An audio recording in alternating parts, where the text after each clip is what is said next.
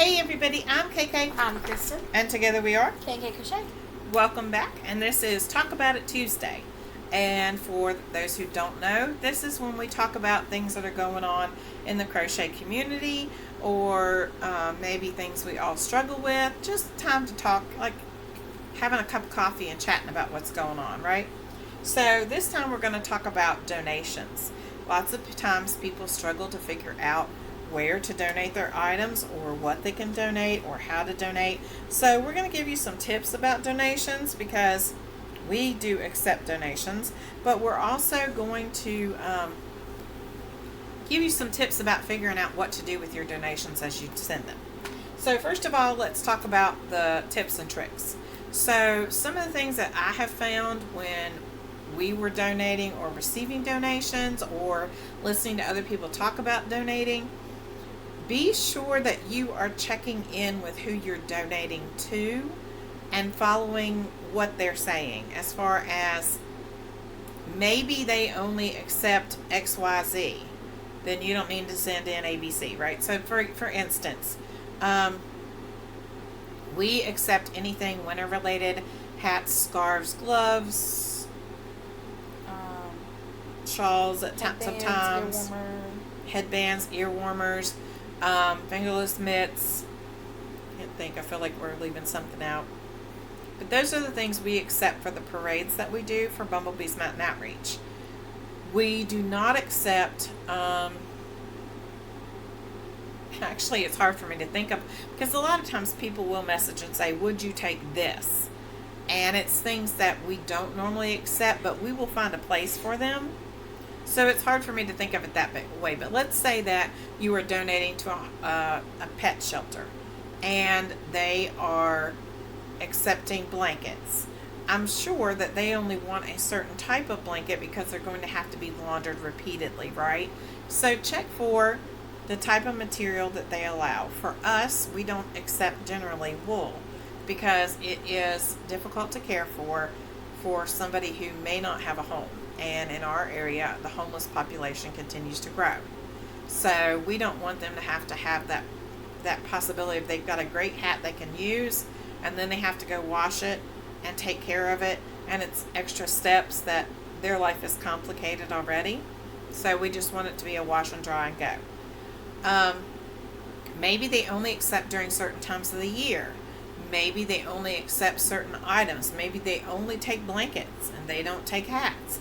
You don't know until you ask. And most of the time, if it's someone on YouTube and you watch their videos, then you know they will tell you. But if it's another place, like a shelter or something, you might have to go ask them. They might have size limitations. Who knows? Like Boggy Creek, certain blanket sizes that you have to do in order to meet their criteria for the children, right? And they prefer bright colors because it's for kids. So that's one place that you can donate, Boggy Creek. And there are lots of people all over YouTube talking about Boggy Creek donations, and you can put it in the search bar and search Boggy Creek donations, and I'm sure they'll pop up everywhere. Lots of tutorials, lots of information out there for that, and it's a very worthy cause. It's for children who have health issues, and they get to go away for camp, and when they go to camp, they get a blanket to take home all their own. So very needy, very worthy cause for children who deserve to have a piece of something that is theirs and theirs alone, and who deserve to have a week without worry, right? And then also, make sure when you are sending donations, I know I've heard some people say that they need to be laundered if you have certain types of things in your home that maybe would be allergens for certain people, or like maybe, if you have animals in your home or something like that, you may need to launder them first before you take them. I don't know. Check with the people you are sending to, right? Also, you can hear noise outside. Sorry, we're in the process of doing some changing outside, so they're out there working. Also, check and make sure that you are sending within the deadline. There are deadlines for every donation, right? Some people collect all year, some people collect part of the year. Some people, you know, it's just, it depends. And Some donations can change monthly. yes. So, and sometimes things change in the middle. Like for ours, we found out that we could take baby hats now because we have a place to donate. We never had that before in a quantity. You know, we had maybe 3 or 4 we could donate here and there, but we found a baby closet at a local church that we can donate those to now. So, check for the guidelines. That's the most important thing. The only other thing I will say in this caveat, it pertains to us. I am scent compromised, meaning that certain scents, a lot of them, send my body into overdrive, like lavender, floral scents, cinnamon, eucalyptus, a lot of the normal ones that everybody loves, linen, I can't handle. So they cause me to lose my breath, to have to be coughing constantly. It's an irritant to, you know, my breathing. So be careful when you're sending things that you are not adding scent.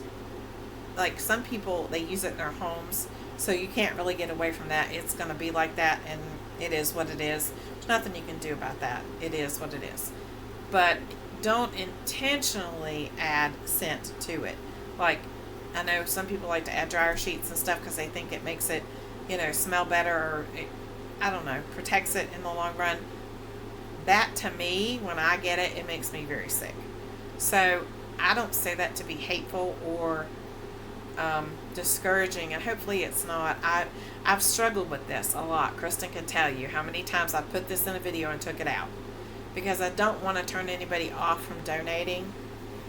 But it is what it is. There's not really anything I can do about it. It is how my body is, and it is hard for me. And yes, they can take it and go outside and do it, but I still show it on videos. I still package it for the parades. I'm still exposed to it. So unless we go air it out somewhere, and even then that doesn't always work. So I can't tell you the number of times that I've had to hurry up and film and then, you know, put things away because I need to get it, and then shower because it's in the sinus cavity. So TMI, right? So I say that with, hopefully you will have mercy and grace and realize that I'm not trying to be hateful or discouraging for you to send stuff. But just like Rose, with Rose Likes Crochet, she's allergic to cats. So if you have cats, it has to be put inside of a plastic bag. So I can say, if you don't want to, you know, if you want to send it with a dryer sheet, I prefer you didn't, but you could put it in plastic. It might help. I doubt it because it would still come through. Somehow that scent manages to get through everything. I don't know how, but it does. So just please think about that as you send things. We don't want to turn anybody away from sending things or make you not want to send or think that we're ungrateful. I'm just trying to protect my health, and it's something I've struggled with for years. And I haven't said anything about it when it came to BMO too much because I didn't want to turn people off. But I have to this year because it is a problem for me. So if you can do that, I appreciate that. Hopefully nobody is offended by that. But anyway, let's move on and talk about other places you can donate. Of course, you can donate to us for BMO, Bumblebee's Mountain Outreach. And we're going to talk about that in a video. I keep saying that. We've got to record the video. You can also donate to Rose at Rose Likes Crochet, and she has a couple of things going on.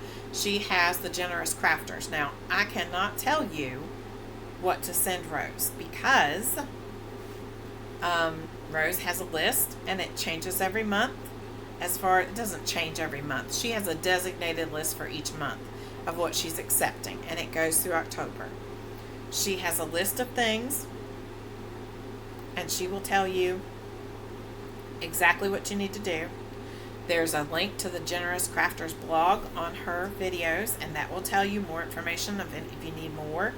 But she's taking things every month, and then she will let you, and then there's certain things that she takes all the time, like every month, instead of the designated ones, which is 6-inch granny squares and they're prayer squares, but they're not actually squares. I forget what they call them, but there on her videos, she talks about them, and in her videos, there's a link to the Generous Crafters, and there's an actual tutorial for you to go through, or a pattern, and read how to make the prayer square and what size it needs to be in the dimensions. Super simple, easy to do, wonderful place to donate. Also, you can donate to Nisi over at Free Handmade. She's changed her channel name. I'm so used to saying Free Handmade AU. It's Free Handmade AU Crochet, and it's for Watson's Children's Shelter, and she has a list of things that she can take, and dates, I think by which time you need to get them in. Litza is not taking things now, but she has taken things for her Crochet for the Community, and she will be doing it again, she said, next year, so you can go over and watch her channel and see what she takes. I know she took some hats and some other things. I'm not sure what all, because again, it's hard to keep up with our own, and all of us who collect donations know that, and so we just generally say, go visit their channel. And then Kim at Yarning for a Smile last year took up baby booties, and I'm not sure if she's going to do that this year, but I think she had said that she wanted to do it every year, and she was using those, giving those to an organization where she lives. And then of course you can do Project Linus if you have that local to you. We do. You can do you can ask your pet shelters, you can ask any homeless shelters or soup kitchens if there's something that they could use. There are lots of places you could ask along the way, and just look for organizations in your local community if you don't want to ship or can't afford to ship, and we get that completely. Shipping is expensive. But that's your Talk About It Tuesday. Just some tips and tricks about donations and things you could do. Anything I forgot? I don't think so. We take loveys and stuffed animals for ours. Yeah, we don't mention that very often, but we do make loveys sometimes and put them over stuffed animals. So, I try to find them cheap somewhere and then make the loveys that go over them. I've thought about making amigurumis for BMO to throw out, just the little ones. I don't know. I'm thinking about it, playing around with it in my mind. So let me know what you all think. Not the big, huge amigurumis, just the little ones. little tiny ones, like pocket size. Yeah, like maybe less than 6 inches, little, or even like the 4-inch ones. I don't know. We like to throw things out each year. Last year, I'm trying to think, what did we throw out? I think it was stuffed animals. It was bears and reindeer, or something like that. We had a donation.